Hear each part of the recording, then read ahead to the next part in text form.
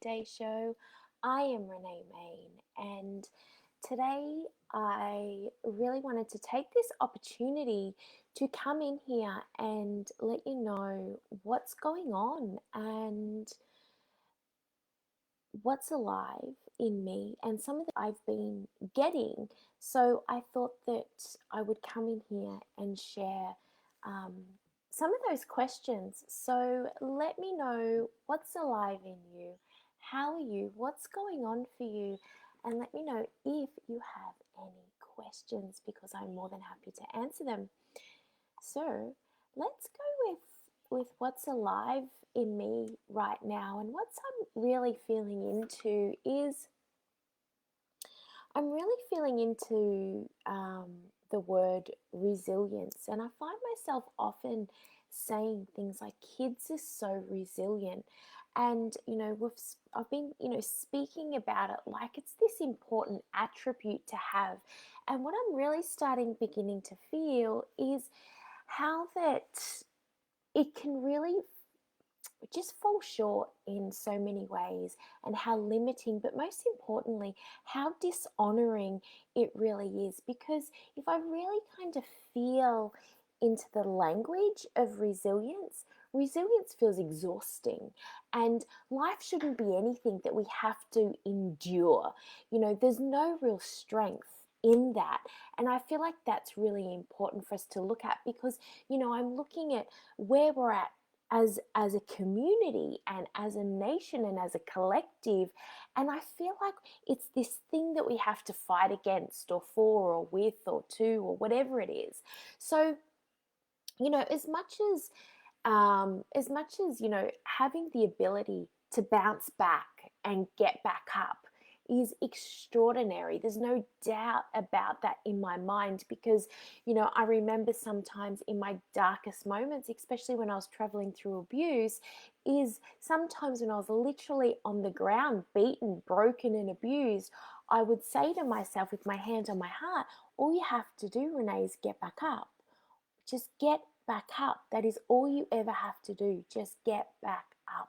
So I don't want to say that that's not important, because depending on, kind of where you're at, sometimes that is really important. Just having the ability to get back up is really important.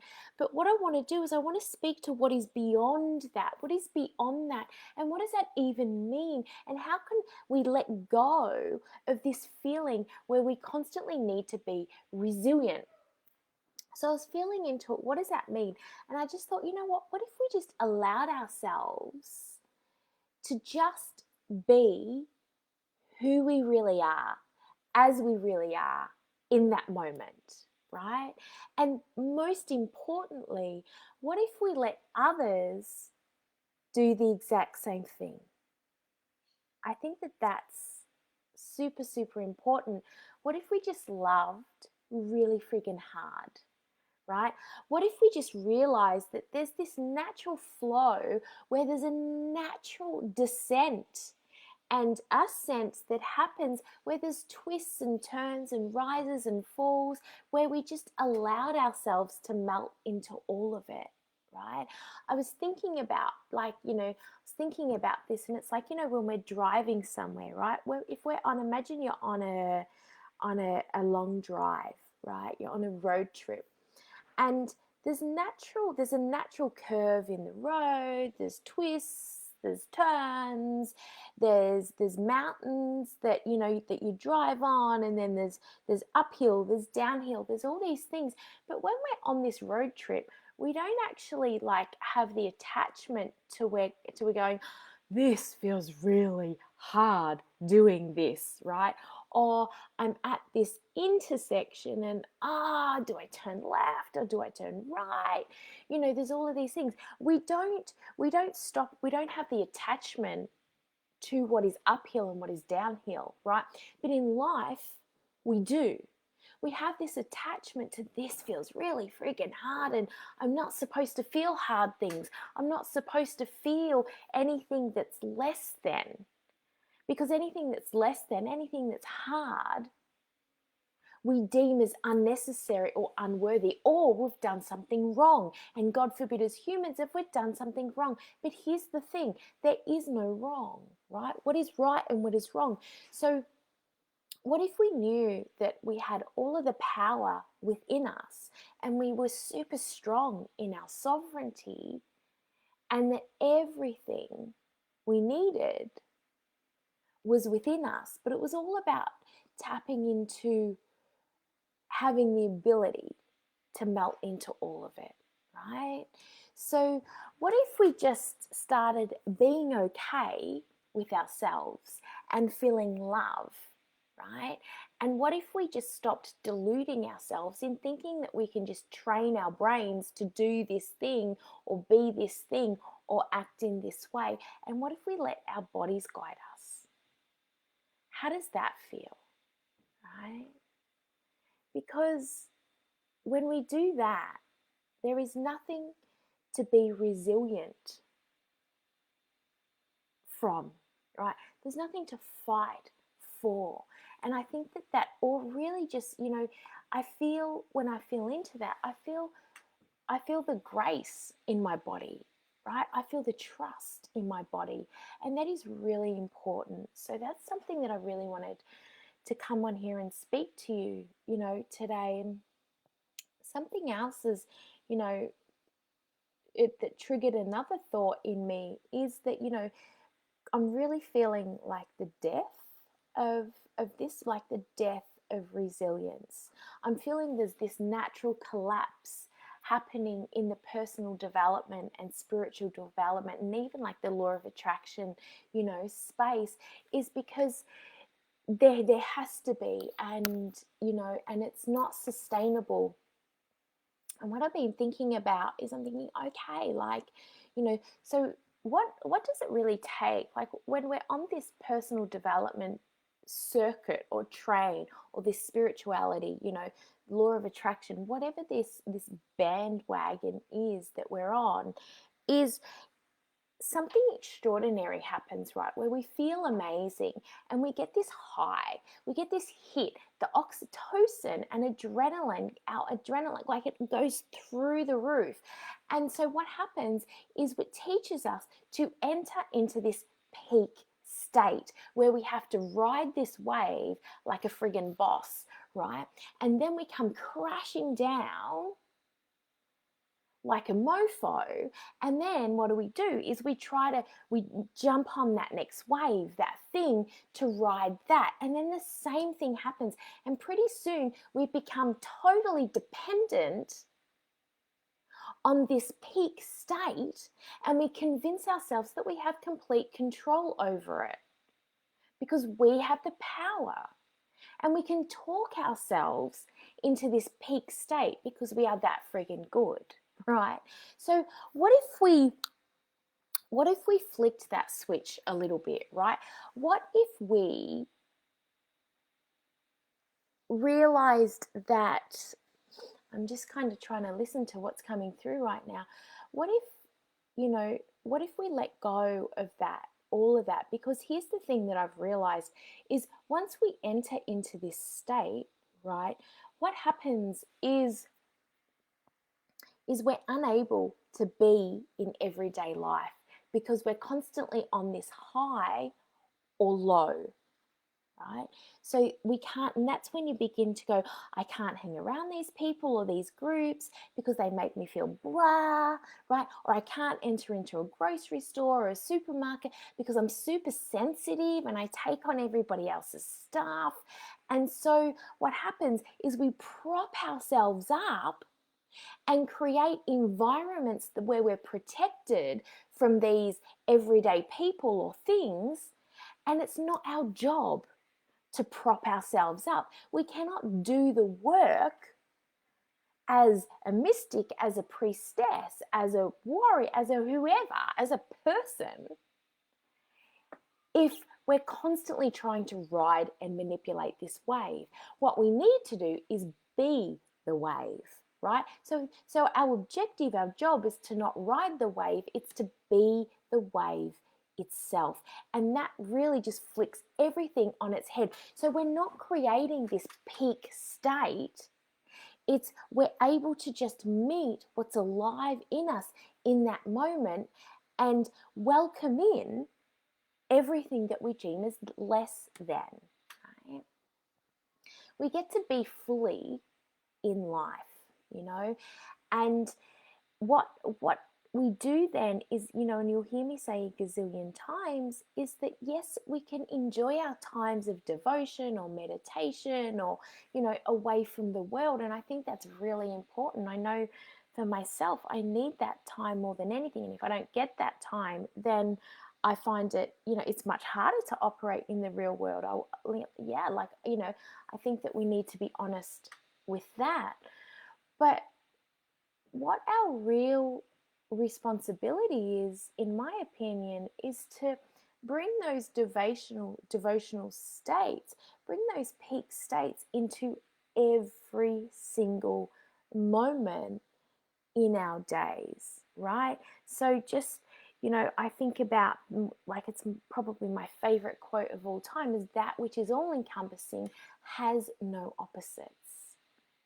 And that's from A Course in Miracles. And I speak about that in the internship all the time, is because, when we dance with polarity, that I think for me is real the essence of it, because what we want to move towards is we want to move beyond right and wrong. We want to move beyond, feeling like we have to be a certain way or do a certain thing, and I think a beautiful example about that is something that I realized, in following this death theme that I'm really, feeling it's really alive in me today, is the unspoken truth about death, right? And I was thinking about, I used to watch how if someone close to someone passes away, the language changes, right? The changes where the loved ones who are still on earth speak about them in a real, in a different way, where, the person who had crossed over is, is perfect. And they speak only very high of them. And in so many cases, as we know, is we're completely imperfect. And, we all do stupid things and make silly mistakes and, all of these things. So there was a real kind of incongruent piece there for me, where I would witness people talking about the perfection of this person, but they weren't actually perfect. Now, of course, until it actually really happened to me in a massive way, what I realized is that something that, no one really talks about is what happens when someone close to you passes over, and how we begin. There's this natural thing that happens where we enter into a new understanding with those who have passed, with that person who's just crossed over, right? And I think that that's a really important piece to understanding death, and everything that I'm speaking to today, that wave and riding that wave, and, and the death of so many different things, is because something beautiful happens when, when we're unafraid to meet that death. Because what's on the other side of that, and whether I'm talking, as a person who's crossed over, or whether I'm talking about the wave, or the death of the personal development industry, or law of attraction, the death of the resilience, right?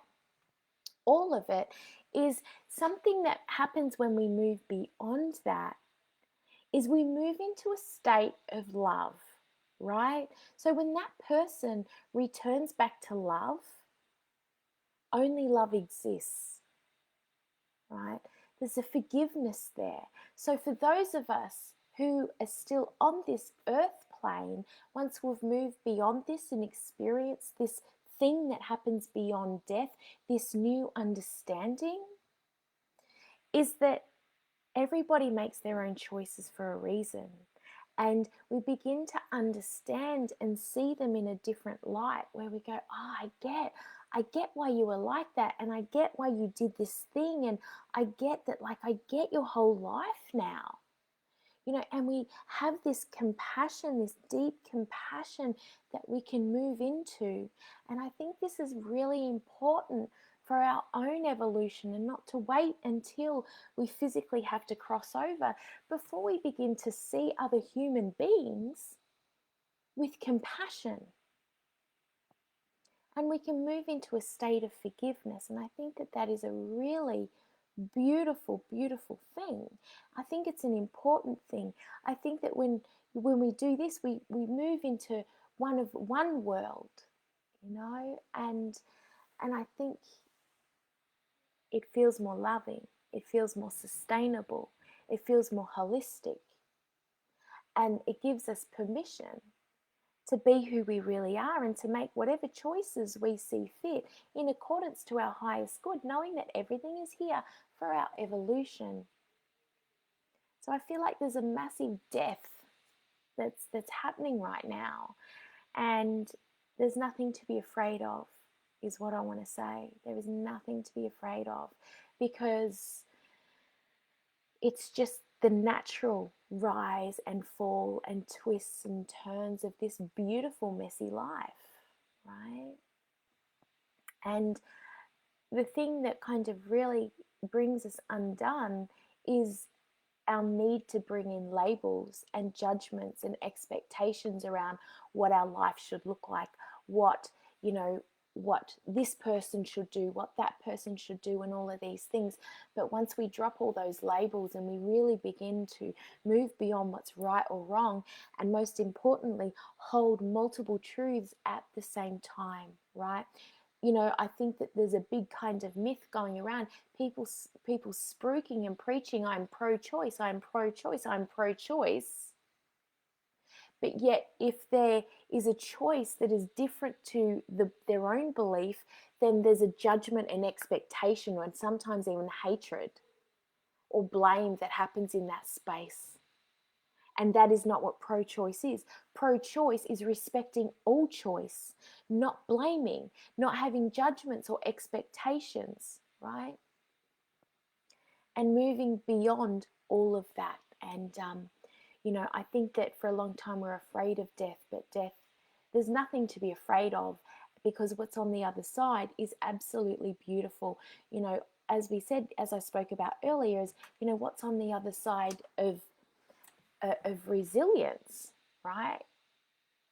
That resilience, like there's a peace, because life isn't something that we have to endure. It's something that we get to melt into, and that feels really beautiful and really honoring, right? That is, what happens when we see the death of the personal development industry and spirituality or law of attraction, is we get to feel into our bodies, we get to melt into our bodies, and that feels delicious. Yeah. And so, yeah, that is what I want to share with you on that. That is very much what is alive in me right now. And what else I'm trying to remember what I put in the show notes. So I wanted to speak to you. I've got a few things that are happening right now, and one of them, the first thing let's speak to, is the art of letting go. So something that I get a question all the time is, where do I begin? Where do I begin? Because, I can use very strong language around the intuitive dominatrix, around somatic kink, around what it means to be hedonistic, holy, and human. And it can be really daunting for someone who's curious about it, but it feels too big, right? Now, here's the thing, is that when I first started doing this work, I didn't jump in and start doing the work of the intuitive dominatrix and somatic kink like, how many, I don't know, maybe 5 years ago, when it really first started to be birthed. So it was a natural kind of unfolding that happened. So what I've decided to do is I've decided to hold a free masterclass that's made for people who are at the beginning of their sexual awakening. And this is both for males and females, or whatever gender you align with. You know, everybody is welcome. Everybody is welcome. Because I think it's really important that we don't, we honor those, that first natural unfolding, those first steps that we take, and just how scary and daunting it can be when you're entering into this path of your sexual awakening. But it begins at a really soft, nurturing, understanding space. So on the 11th of June, I couldn't remember there for a second. The 11th of June is the art of letting go. And that is the beginner's guide to your sexual awakening. It is absolutely free. And I'll pop the link in the show comments, because I would love to see you there if it speaks to you. Because it's going to be, where you need to begin, how to begin, and why. It's going to be absolutely, absolutely gorgeous. So that is something new that is happening. Something else that is happening on the flip side of beginners is Awakening Aphrodite. Now, this is a new offering that I've literally just published today, and I've promoted it in one Facebook group, and that's it. So Awakening Aphrodite come about because a few people wanted a one-on-one experience. So what Awakening Aphrodite is it's honoring that sacred erotica within. So it's a one-day immersion where I work with you in a completely VIP experience where we establish and create your own erotica profile, right? And so then what kinds of play, what kind of toys do you need? So you receive your own customized play box or toy box in that as well. And so with that, you get your profile, you understand the energy and the consciousness and the architecture of play and eroticism.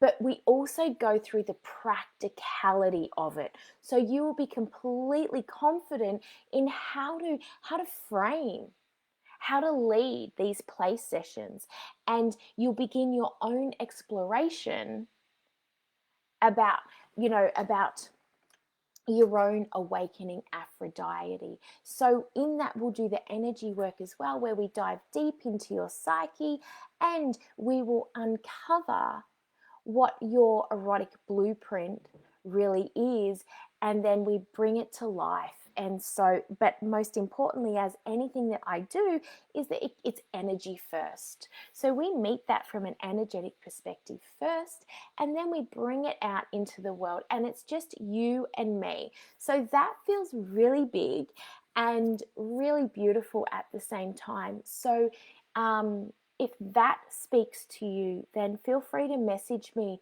and reach out, and we can have a conversation about that.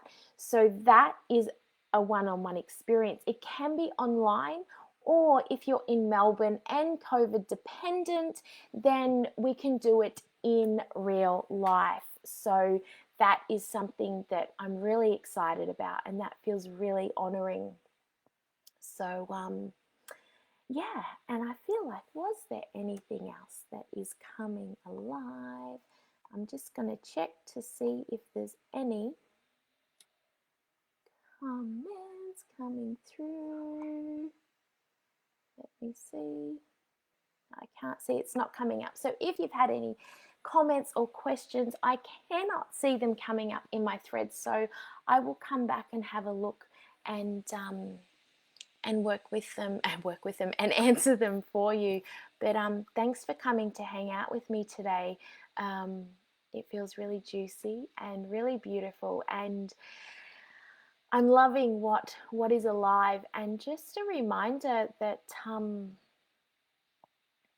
that this is a time of death, and just to really be with what is ready to be surrendered within you. And is it an attribute, is it a flavor, is it a whatever it is? It could be absolutely anything. So just being able to meet it, because I promise you what's on the other side isn't as daunting as what you feel it is. So yeah, that's me for this. It was so good to come out and hang out with you guys and fill you in on all the amazing things that are happening. Oh, the other thing, I knew there was one more thing, is the other thing that's happening on the 14th of June, I'm on, is the One Love Summit. And they have an extraordinary lineup of seriously epic people that crosses over into a massive, they're talking health, they're talking sex, they're talking men's sexuality, they're talking, like I'm talking about somatic kink and the intuitive dominatrix. The lineup is so incredible, and again, that is absolutely free, so feel free to check that out as well, because I guarantee you that there'll be something in there that you'll want to explore more, because when I seen the lineup, I was a bit blown away and completely humbled to be a part of that. So that is the last thing that I wanted to say, and I will be back next week with another epic guest, and I hope you are well, fabulous human. Mwah. Bye everybody.